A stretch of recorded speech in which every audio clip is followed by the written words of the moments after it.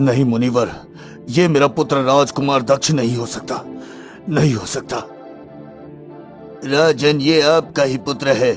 जिस किसान को आपने फांसी की सजा सुनाई थी, उस किसान की पत्नी लक्ष्मी ने रानी यानी आपकी अर्धांगिनी को श्राप दिया था कि जैसे ही तुम्हारी संतान बड़ी होने लगेगी, वैसे ही वो राक्षस योनि में प्रवेश करने लगेगा।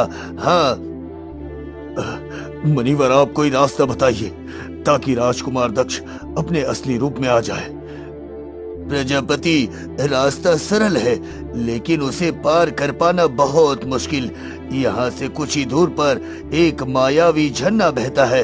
उस झरने के पास जाकर आपको निर्वस्त्र होना है और घने जंगल के किनारे बसे छोटे से गांव में एक साधु बाबा रहते थे।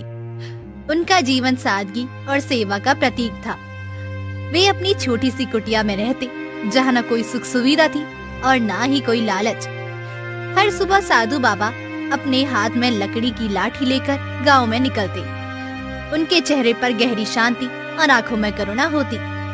वे गांव वालों को पुकारते, अन्नदाता, जो कुछ भी घर में बचा हो दान करो। किसी भूखे का पेट भरने से बड़ा पुण्य नहीं है। हाँ। एक महिला दरवाजे पर आई और बोली, बाबा, मेरे पास ज्यादा कुछ नहीं है। ये एक रोटी और थोड़ा गुड़ है। बेटी, ये रोटी और गुड़ किसी भूखे की भूख मिटाएगा। दान का महत्व उसके आकार में नहीं बल्कि भाव में है। ईश्वर तुम्हारी रक्षा करेगा। हाँ।